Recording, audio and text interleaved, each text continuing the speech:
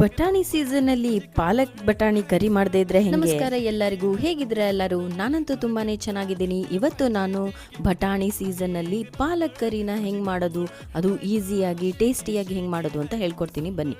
2 cut ಪಾಲಕ್ ತಗೊಳ್ಳಿ, ಅದನ್ನ ಚೆನ್ನಾಗಿ ತೊಳ್ಕೊಳ್ಳಿ. ಅದಕ್ಕೆ 2 ಹಸಿಮೆಣಸಿನಕಾಯಿ ಸೇರಿಸಿ ಅದನ್ನ ಬೇಯಕ್ಕಿಡಿ. 2-3 ನಿಮಿಷ ಬೆಂದ್ರೆ ಸಾಕು, ಅದು ಚೆನ್ನಾಗಿ ಬೇಯುತ್ತೆ. ನೆಕ್ಸ್ಟು 2 ದೊಡ್ಡ ಸೈಜ್ ಟೊಮೆಟೊ ತಗೊಳ್ಳಿ, ಆಮೇಲೆ 2 ಆನಿಯನ್ ತಗೊಳ್ಳಿ, ಅದನ್ನ ಚೆನ್ನಾಗಿ ಚಿಕ್ಕದಾಗಿ ಹೆಚ್ಕೊಂಡು ಸೈಡಲ್ಲಿ ಇಟ್ಕೊಳ್ಳಿ. ಆಮೇಲೆ ಒಂದು ಕುಕ್ಕರಲ್ಲಿ ಬಟಾಣಿನ ಹಾಕಿ ಅದನ್ನ ಒಂದು ಕಡೆ ಬೇಯಕ್ಕಿಡಿ. ಒಂದು 2-3 ವಿಷಲ್ ಬರೋ ತನಕ ಬೇಯಿಸಿ, ಅದು ಚೆನ್ನಾಗಿ ಬೇಯಬೇಕು. ಬೇಯಿಸಿಟ್ಟಿಂಥ ಪಾಲಕ್ ಸೊಪ್ಪನ್ನು ಮಿಕ್ಸಿಗೆ ಹಾಕ್ಕೊಂಡು ಅದನ್ನು ಚೆನ್ನಾಗಿ ರುಬ್ಕೊಳ್ಳಿ. ಅದಕ್ಕೆ ಶುಂಠಿ ಮತ್ತು ಬೆಳ್ಳುಳ್ಳಿ ಹಾಕ್ಕೊಂಡು ಮತ್ತೊಮ್ಮೆ ರುಬ್ಕೊಳ್ಳಿ. ಒಂದು ಪ್ಯಾನ್ಗೆ ಎಣ್ಣೆ ಹಾಕ್ಕೊಂಡು ಅದಕ್ಕೆ ಸೋಂಪು ಹಾಕಿ ನೀವು ಕಟ್ ಮಾಡಿಟ್ಟಿರುವಂಥ ಈರುಳ್ಳಿಯನ್ನು ಹಾಕಿ ಸ್ವಲ್ಪ ಸಾಟೆ ಮಾಡ್ಕೊಳ್ಳಿ, ಅದು ಬ್ರೌನ್ ಕಲರ್ ಬರೋ ತನಕ.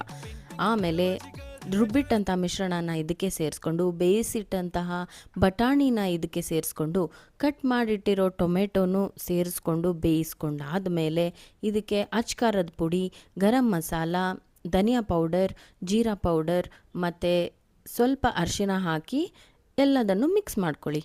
ಇಲ್ಲಿ ಟೊಮೆಟೊನ ಆಮೇಲೆ ಹಾಕಿದ್ದೀನಿ, ಸೊ ನೀವು ಈರುಳ್ಳಿ ಜೊತೆಗೆ ಈರುಳ್ಳಿ ಬೆಂದಾದ್ಮೇಲೆ ಟೊಮೆಟೊನ ಹಾಕಿ ಕೂಡ ಬೇಯಿಸ್ಕೋಬೋದು, ಅದು ಆಪ್ಷನಲ್. ಓಕೆನಾ? ಇದಕ್ಕೆ ಇನ್ನು ಪನ್ನೀರ್ ಕೂಡ ಹಾಕ್ಕೋಬೋದು. ಪನ್ನೀರ್ ಆಪ್ಷನಲ್, ನಿಮಗಿಷ್ಟ ಅಂತ ಇದ್ದರೆ ಪನ್ನೀರನ್ನು ಕಟ್ ಮಾಡಿಕೊಂಡು ಅದನ್ನು ಸ್ವಲ್ಪ ಸಾಟೆ ತುಪ್ಪದ ಜೊತೆ ಮಾಡಿಕೊಂಡು ಹಾಕ್ಕೊಂಡ್ರೆ ಆಹಾ, ನೆಕ್ಸ್ಟ್ ಲೆವೆಲ್ ಆಗಿರುತ್ತೆ ರುಚಿ ಅನ್ನೋಂಥದ್ದು. ಬೇಕಿದ್ದರೆ ಹಾಕ್ಬೋದು, ಇಲ್ಲ ಅಂದರೆ ಬಿಡ್ಬೋದು, ಅದೇನು ಹಾಕಲೇಬೇಕು ಅನ್ನೋ ಅಂಥ ಕಂಪಲ್ಷನ್ ಇಲ್ಲ.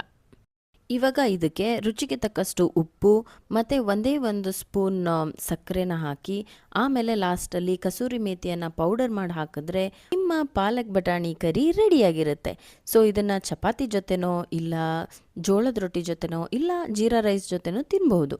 ತುಂಬಾ ರುಚಿಯಾಗಿರುತ್ತೆ. ಇದನ್ನು ಟ್ರೈ ಮಾಡಿ ಅಂತ ಹೇಳ್ತಾ, ಹೆಲ್ದಿಯಾಗಿ ತಿನ್ನಿ ಅಂತ ಹೇಳ್ತಾ ನನ್ನ ಈ ಮಿನಿ ವ್ಲಾಗ್ನ ಇಲ್ಲೇ ಮುಗಿಸ್ತಾ ಇದ್ದೀನಿ. ನಾಳೆ ಮತ್ತೆ ಸಿಗೋಣ. ಬಾಯ್. Thank you.